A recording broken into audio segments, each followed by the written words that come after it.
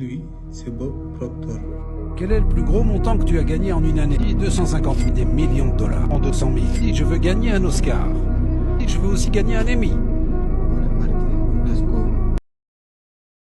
Je vais maintenant vous raconter une histoire.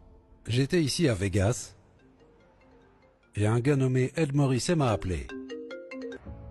Et il a dit « Bob, je suis ici avec un gars, il a lu ton livre et il ne croit pas qu'on se connaît. » J'ai dit « Oh, ok. » Il a dit « Tu peux lui parler ?» J'ai dit « Oui, s'il veut me parler. »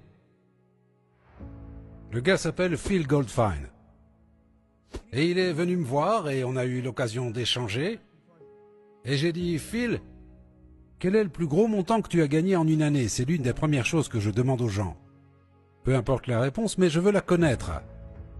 Quand une personne vous dit ce qu'elle a gagné, vous avez une idée de comment son esprit est programmé. Parce que vous pouvez mesurer l'argent au centime près, vous ne pouvez pas mesurer votre santé de cette façon. Vous ne pouvez pas mesurer les relations et rien d'autre aussi précisément que vous pouvez mesurer l'argent. Vous allez voir le médecin et il dit que vous êtes en parfaite santé. En sortant, vous tombez raide mort. Ça arrive. Comment a-t-il pu passer à côté de ça? Mais avec l'argent, vous savez au centime près. Je ne me soucie pas vraiment de ce qu'ils gagnent, mais je veux savoir. Ça me donne alors une idée de comment ils sont programmés, parce que nous le sommes tous, moi comme vous.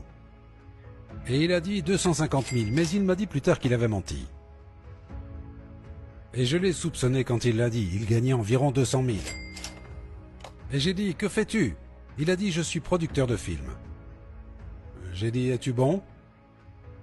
Eh bien, je pense. J'ai dit, eh bien, tu n'es pas si bon si tu gagnes que 200 000. Eh bien, je ne sais pas. J'ai dit, que veux-tu vraiment? Il a dit, je veux gagner des millions de dollars. J'ai dit, eh bien, je sais comment faire cela. Moi, je ne sais pas comment gagner des millions de dollars. J'ai dit, c'est tout ce que tu veux? Non, il a dit, je veux gagner un Oscar. J'ai dit, je peux te montrer comment faire cela. Il a dit, vraiment? Je dis oui. C'est tout ce que tu veux? Non, il a dit, je veux aussi gagner un Emmy. J'ai répondu, je peux te montrer comment faire cela. Et il m'a regardé comme genre, mais de quoi est-ce que tu parles? Car peu importe ce qu'il voulait, je pouvais lui dire comment l'avoir. Savez-vous que tout ce que vous obtenez, vous allez l'obtenir de la même manière?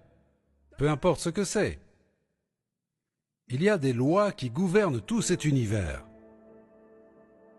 L'une des lois que Carnegie nous a données, c'est l'un des meilleurs, il a dit « Toute idée qui est tenue dans l'esprit, qui est amplifiée, qui est soit crainte, soit vénérée, commencera à se matérialiser sous la forme la plus pratique et appropriée disponible. » C'est la loi perpétuelle de la transmutation. C'est une loi de l'univers, l'énergie se transforme toujours en forme. Peu importe ce à quoi vous pensez, cela se transforme en forme. Je me fiche que ce soit un Oscar que vous voulez, je vais vous montrer comment l'obtenir. Maintenant, laissez-moi vous montrer quelque chose. Le nombre de cinéastes professionnels dans le monde en 2018 était de 3 500 000. C'est une sacrée concurrence, n'est-ce pas? Maintenant, combien de films sont sortis en 2018? 12 198. 3 500 000 cinéastes, seulement 12 198 films réalisés en 2018. Le nombre de films qui ont concouru pour un Oscar, 341. Je veux dire, c'est assez tendu, n'est-ce pas? Le nombre d'Oscars décernés chaque année, juste 24. Et me voilà, je vais vous montrer comment y arriver.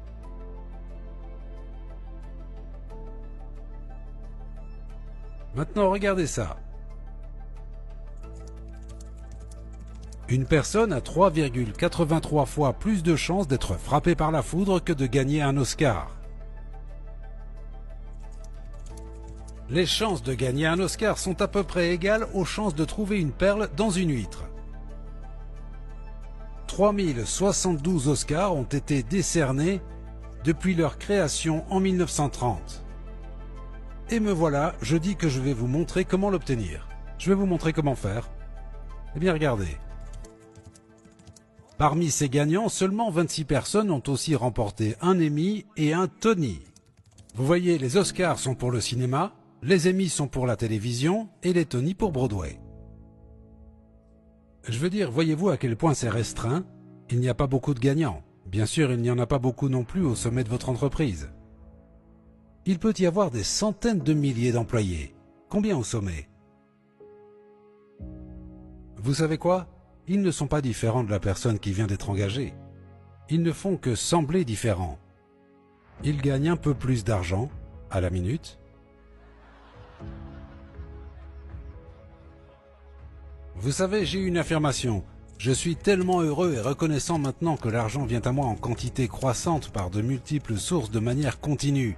Je répète cela depuis des années. Vous l'aimez? C'est tellement bien, n'est-ce pas? J'adore. Quand je vais me coucher le soir, je sais que pendant que je dors, ça continue d'entrer. Et le matin, je ne le compte jamais, car je ne sais même pas comment m'y prendre. Mais j'ai des gens pour le compter pour moi. Et je gagne ça pendant que je dors. Vous voyez, la vérité, c'est que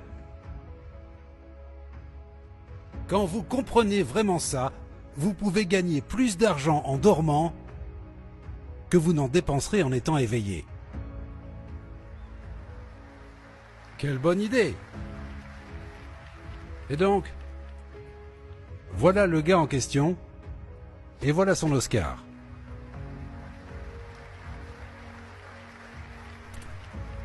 Je l'ai fait se lever dans un séminaire à Los Angeles, se lever sur une chaise et prononcer son discours de remerciement après qu'il ait été nominé pour un Oscar, mais avant qu'on sache qu'il allait gagner. C'était environ une semaine avant qu'il n'annonce les gagnants, je l'ai fait se lever devant des centaines de personnes et prononcer son discours de remerciement pour avoir remporté l'Oscar. Et il l'a remporté. Le voilà avec son Oscar et son Emmy. Je ne dis pas cela pour vous impressionner, mais pour vous faire comprendre que ce gars-là ne savait rien de ce dont je parle maintenant lorsqu'il est venu me voir à Vegas. Il est sans aucun doute l'un des meilleurs élèves que j'ai jamais eus. Si je lui suggérais quelque chose, je ne me demandais jamais s'il allait le faire, je savais qu'il allait le faire. Si je disais « étudie ça », je savais qu'il allait l'étudier. Je n'en avais aucun doute. Vous voyez, tout est possible si vous comprenez cette loi.